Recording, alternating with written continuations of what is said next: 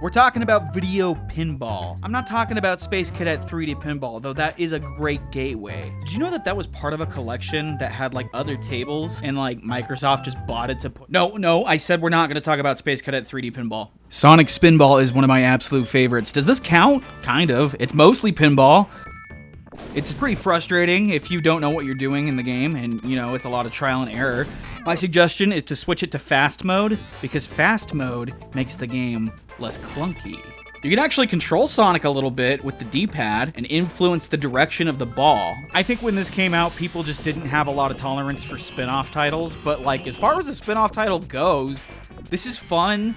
I think people give it a lot of shit. This is good. This is fun. I lied. The second you get to the machine, not fun. Bad game after that. So, I don't know. Still giving it a 6.5 out of 10. You should still try it.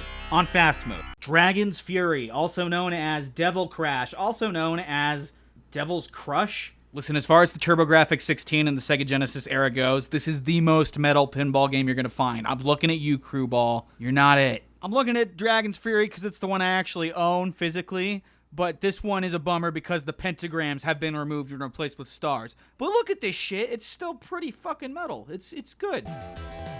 The music's great. No. I'm recording. It's okay. Just keep pooping. I'm sorry, everyone. That was my girlfriend in the background.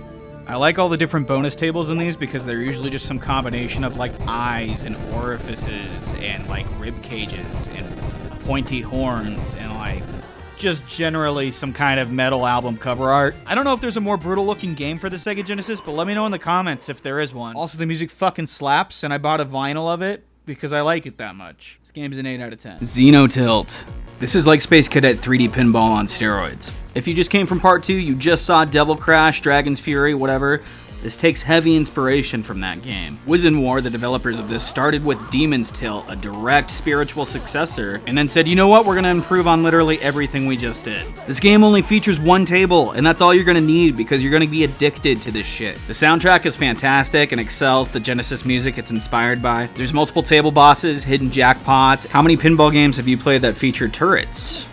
Not many. I'm currently playing the game in tape mode, which lets you play it vertically. This is honestly my favorite way to play the game, just because it really feels like a pinball table. If you have the ability to do this, I really recommend it. I've been trying so hard to get to the Billionaires Club on this game, but this is the best I can do so far. Xenotilt gets a 9 out of 10. This game is amazing. You have to play it. It should be a 10 out of 10, but I'd really like to see what War does next, because I think they can still improve on this. The shorter rocket reviews are something I'm trying on TikTok and YouTube Shorts. Whenever I've done enough to cover a topic, I'll release a compilation on my channel like this one. Longer rocket reviews are still happening, just give me a minute. I'm working on some stuff.